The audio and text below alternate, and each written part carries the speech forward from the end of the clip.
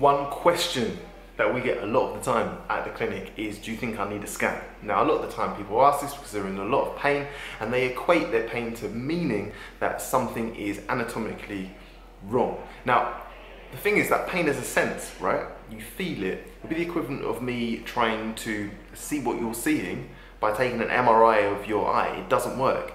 The other thing is, what you see and what you feel are very, very subjective things. They mean more to you than they might to another individual. For example, a football player who twists his ankle before a Premier League football match will most likely be in a lot more pain than an individual who just has a desk-bound job and doesn't even enjoy exercising anyway.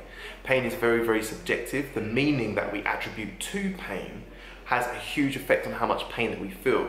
For example, if you have just a general joint injury in your lower back or just a general muscular strain, and then you insist to us or to your doctor that you need an MRI, you then have an MRI and the MRI shows that you've got 3 or 4 herniated discs in your lower back. That image of those herniated discs will stick in your mind.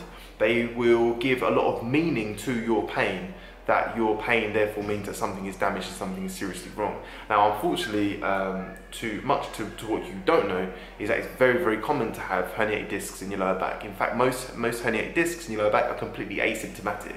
The truth is that our discs, just like our other joint cartilage, like our meniscus, for example, they're meant to wear out. They're meant to wear a little bit. It's like brake pads on your car. If your brake pads on your car don't wear, then that means they don't transfer force. That means all that force is going to go straight up into the mechanics of your car and damage it permanently, which is something that we don't want, right? So whenever you see wear and tear, a little bit of arthritis, it's quite normal, don't worry, it's meant to happen.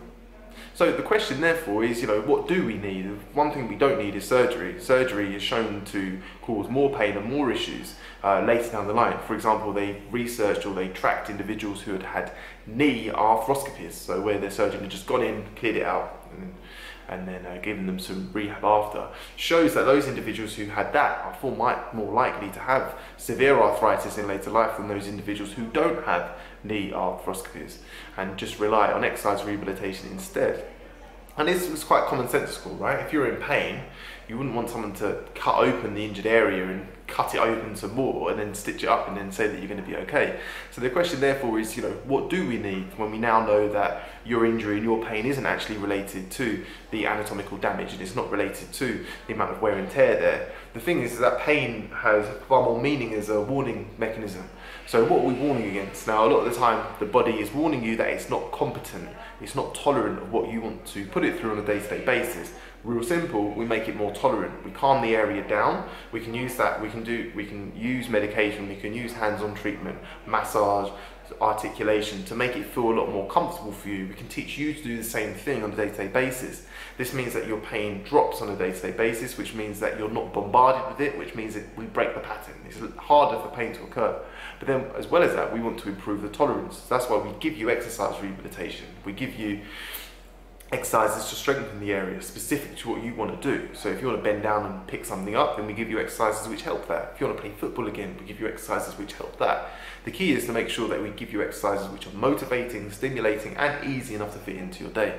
So my answer to you is, if you think you need a scan because you're in pain, 99% of the time you don't. And if you do, then we'll be the first people to refer you to your doctor or to emergency services to get you that scan. But most of the time you don't need a scan. What you actually need to do is improve your tolerance, improve your coordination, improve your faith and your belief systems surrounding that injury, and then you'll have long-term recovery. But of course you might have some questions. Lucky for you, we offer free consultations. So all you need to do is go to our website, www.revitalizeclinic.co.uk, book a free consultation with any of us for whatever services you want, and we'll go from there. Thanks for watching, and remember, if you're in pain, don't go for a scan, get some advice first.